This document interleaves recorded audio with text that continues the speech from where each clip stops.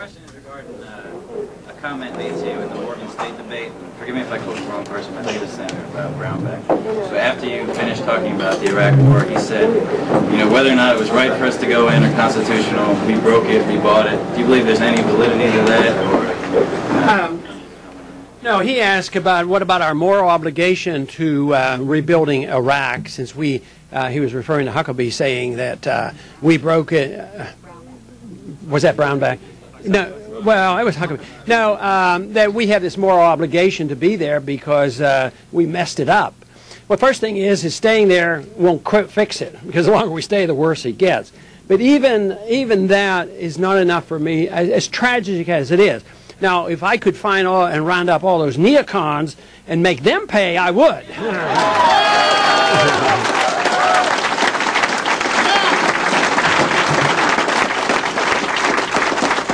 But you know, we just really don't have the funding, and we can't do it. One thing on the military, I am very pleased that our campaign gets more money from the military than all the other Republican candidates put together, which means that when they say we're not friendly to the troops, it's a bunch of you know what.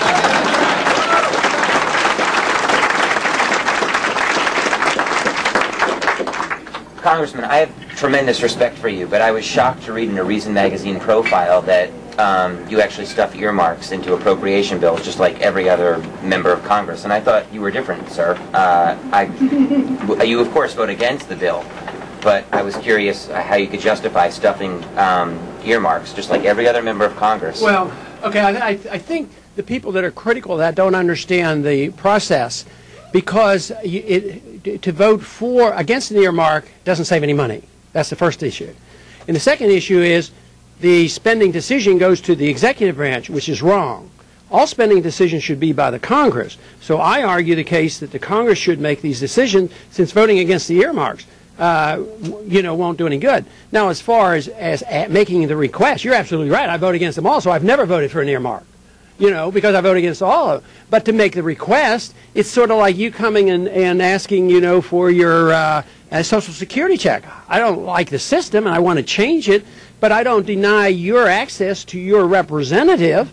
So I think there is so much misunderstanding about this earmark. It saves no money whatsoever. It emphasizes that you want to give the power to the executive branch and take away from the responsibility of the Congress. Now, if it's wasteful, that's a different story, and most of them are, and that's why I vote against the bill. So you can't say I voted for an earmark. But I think I'm responsible for representing the people. To me, it's like taking a tax credit or tax deduction. I want to get rid of the income tax, but I'm still going to give you all the tax credits possible in order to get as much money back. So to me, it's in that category. Yes, ma'am. Recently, there was a resolution, the Lieberman-Carl resolution that went through the Senate. Was there a similar resolution that went through the House? And what do you think about that particular resolution? Oh, that was the Iranian yes. Guard as a terrorist mission. No, we haven't had a vote, but I would positively vote against that. That's just war propaganda. They're just preparing you to go to war.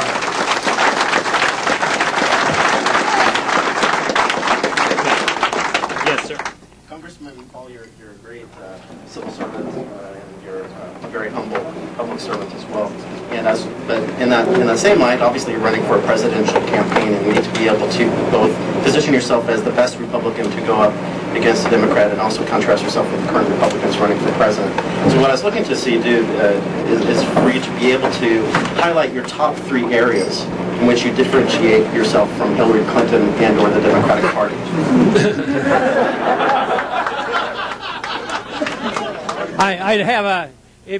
I'd have a tough time finding anything we agree on. No, I think the war. I think, you know, she voted for the war, and now she said she can't get the troops out until 2013, and she's not willing to take off a nuclear first strike against Iran. So I would say that there's plenty of difference there. First thing is I don't think she has the vaguest notion about monetary policy. I mean, you know, if she does understand it, she must be a participant, you know, in the sense that we have to keep this counterfeit machine going on. and she's a welfare statist. I mean, I don't promote any of that. I have enough compassion not to, try to work a transition program, but she wants to expand. She wants total socialized medicine. So in all those areas, there's a stark difference. I'd like to follow up on that. What are some of the practical implications in terms of pulling out? In terms of what are you willing to leave behind, and how long exactly you think that would take? Okay, how long would it take to get out? It takes months, and you would have to talk to the military. How fast can you do it? You can send out an order, but it can't be 24 hours. It can't be 2 weeks, but it could be in the terms of months. But if you do it correctly and they believe us, I think there would be immediate benefits. But we could turn the Navy around immediately and move away from the shores of Iran and not say we're about ready to attack you. I mean, the whole world would be different if we just changed our attitude. So there would be some immediate benefits. It would take a while, and there may be a blip upward. We don't know. But if there's more chaos, you don't blame the person that's trying to come home for the chaos. You blame the chaos on the people who went in there. They're the ones who are at fault. So John, take a question here on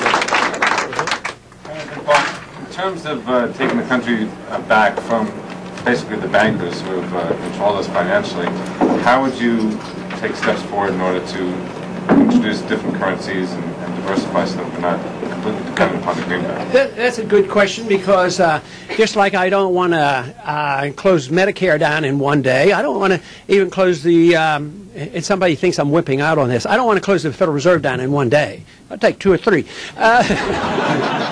No, what I would do is I would legalize the Constitution with regards to money.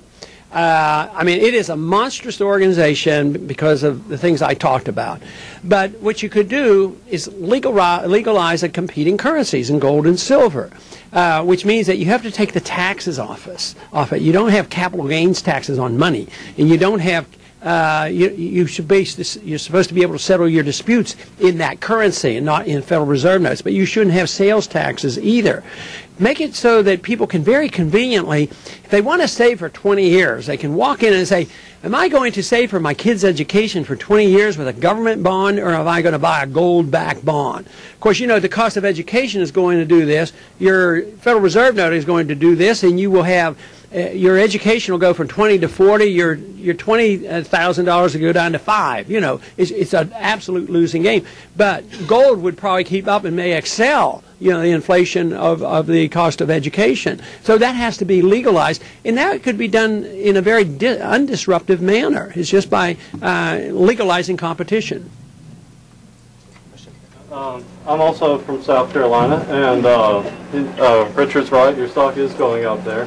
And campaigns there, I think probably something you have in common is kind of like herding cats, libertarians and South Carolinians. And I was wondering if you've seen any of the stuff that Glenn Beck has been doing, where he says that he had you booked on a show and then he pans to an empty microphone and says that you backed out at the last second. It seems like a great opportunity for publicity. Just Monday he removed his endorsement of Giuliani, and he was asking your supporters to call in, and he wanted to know more. I have said I'd be on his show. There was a confusion on that particular night, but I have never personally, backed away from something I have promised. There was some confusion between his staff and our staff, but he's on occasion is a demagogue, and a few things like that. But I'm willing to go on his show, but he has been pretty discourteous. He's been pretty discourteous. But my guess in the next several weeks, I'll probably go on his show. And but it's sort of how often should I go on Bill O'Reilly's show? How much is to be gained? If I don't care what the questions are or what the challenges are. They just let me give an answer. But this idea that if you're giving the right, like last time I was on O'Reilly's show, I started mentioning something about history. We don't want to hear about any history about here.